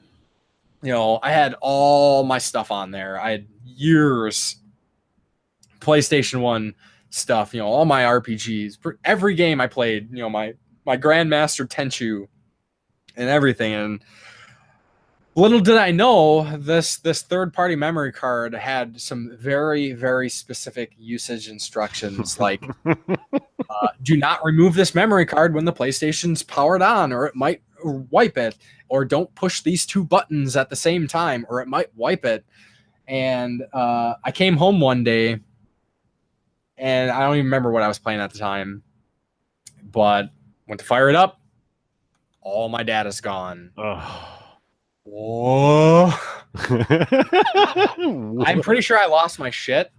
My brother insists that if he didn't do it, he didn't do it on accident. He just did not do it.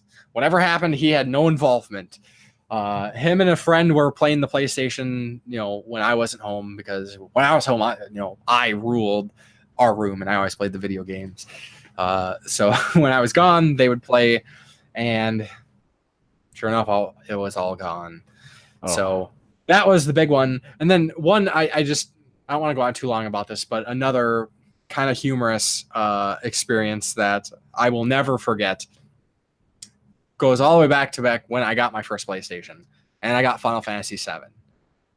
Incredibly excited. At the time, Final Fantasy 6, Chrono Trigger were like my favorite games ever. I mean, they're still amazing games, and I was so excited and so hyped for Final Fantasy 7. Like I said, like a huge motivating factor for me getting a job. I got my first job a week after I turned 15.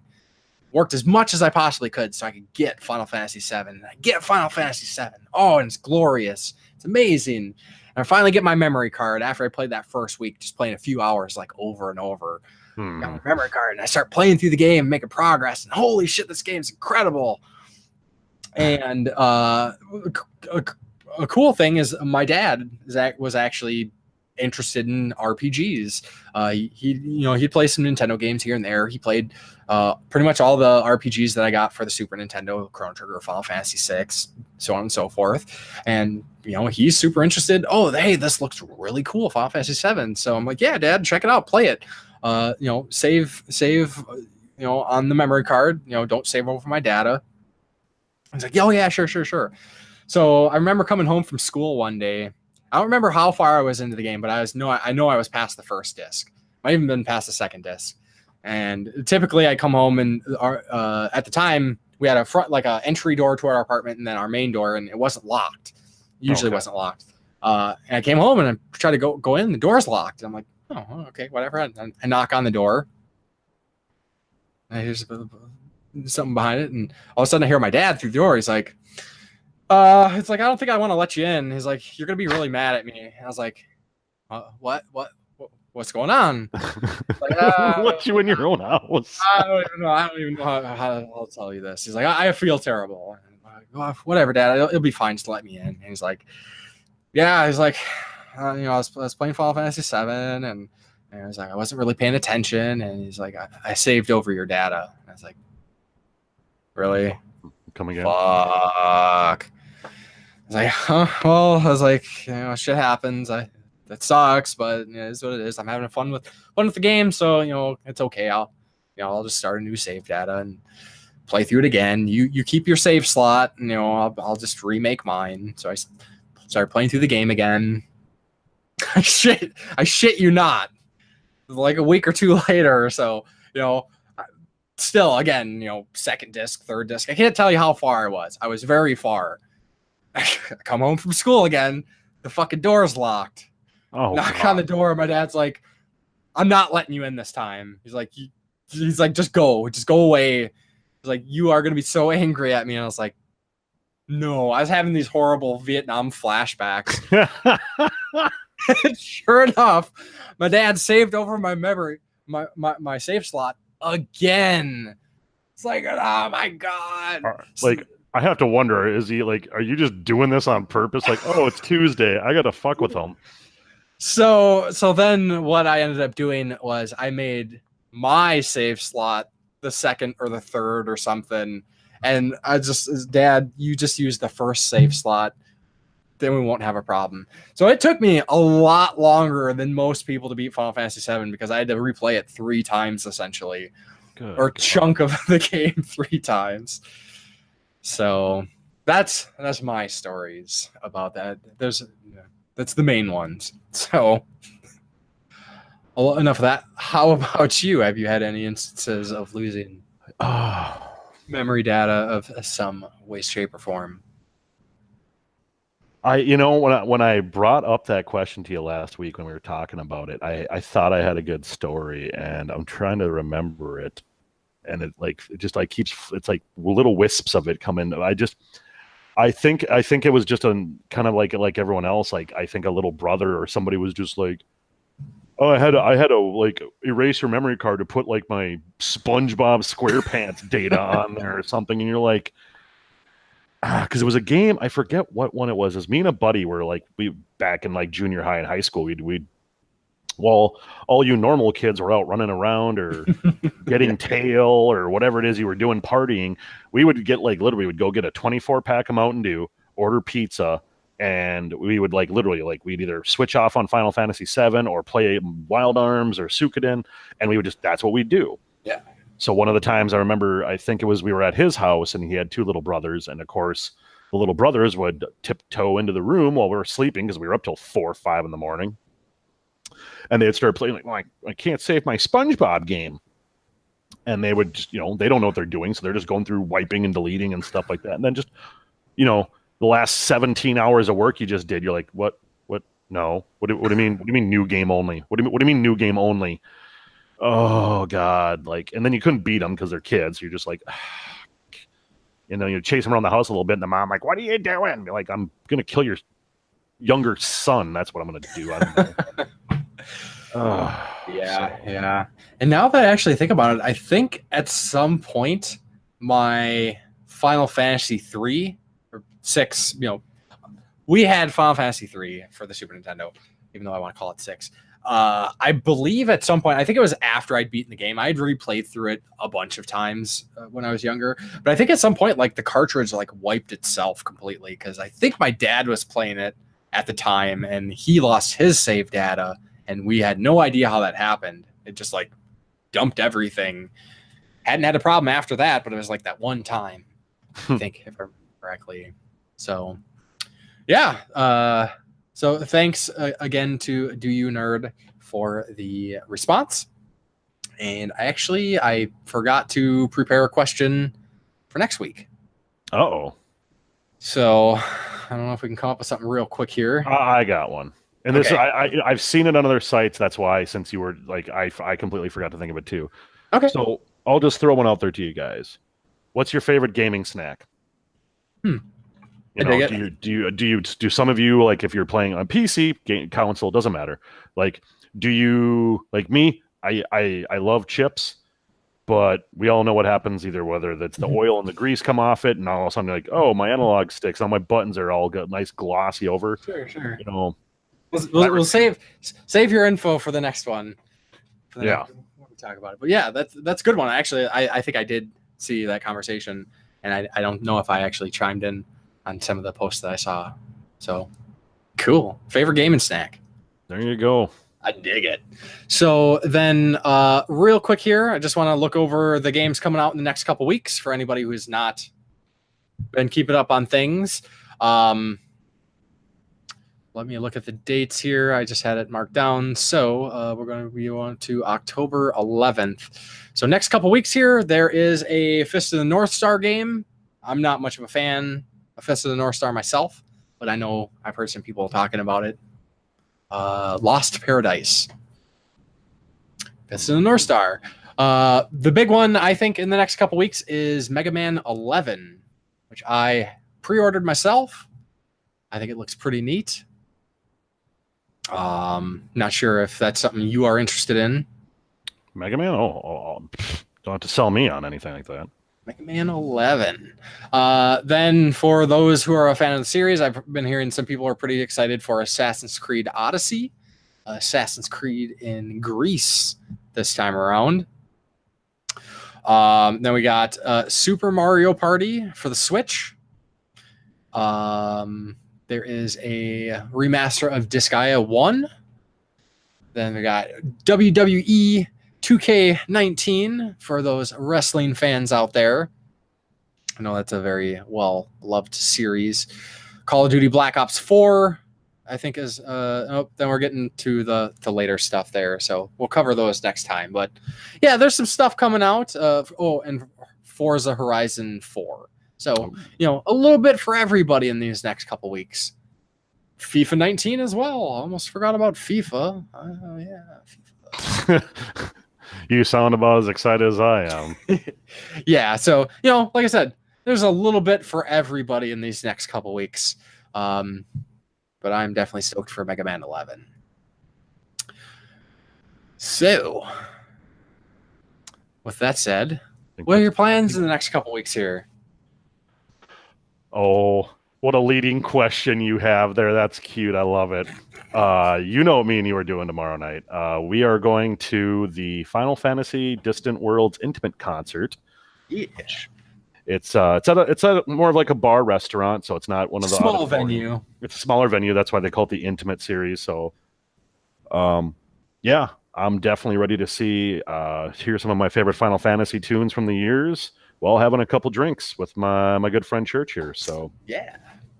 And then next week, not this coming weekend, but next week, we have a half-price bookstore sale where they basically go to our state fair in Minnesota, and they rent out one of the bigger halls, and they bring a bunch of books. That's overflow. But then the nice thing is they bring in all their DVDs and Blu-rays, and if you can get there early enough and pick through, you can find some really good deals on some movies for a couple bucks.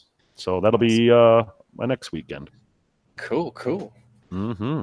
So, So, of course, we got the Final Fantasy music show tomorrow, at least the time of recording this podcast. And then for the most part, it's just going to be more Dragon Quest 11 for me. It looks like I'm maybe about halfway through the game. I'm not exactly sure how long the game is, but it is a long one. So, got a ways to go. Don't foresee myself beating that in the next couple weeks, but I will damn well try. And yeah. So then I just want to let everybody know, if you don't know how to get a hold of us, how you can get a hold of us. So, of course, the podcast is hosted on SoundCloud as well as YouTube. So you can, listen to the podcast on YouTube. With it being on SoundCloud, you can listen to it on SoundCloud. But it's also available on all podcast apps as well as iTunes as well. So got you covered. however you want to listen to a podcast, yeah. do it to it. Then if you want to get a hold of me, you can look me up on YouTube, Facebook, Twitter, and Instagram. Look up the Game Grinder and you will find me. If you want to get a hold of Justin, feel free to leave your comments on the YouTube upload, SoundCloud. Pass it through me and I will get your info or your comments to Justin as well. Because I like being inconvenient. Yeah. Hasn't been a problem so far, so don't worry about it. But with that, I would definitely encourage, we'd love to hear your comments, your thoughts. So let us know what you think. Pretty much, it doesn't have to be related to what we're talking about. If you want us to cover a topic, let us know. Yeah. Whatever. Talk to us, because this is a conversation, not just between us, but with the listeners as well. And I always greatly appreciate your feedback and your comments. So keep it up. Then I think with that said, that is going to do it for this episode of the Game Tenants Podcast. So as always, thank you very much for listening. We will talk to you next time. Take care. See ya.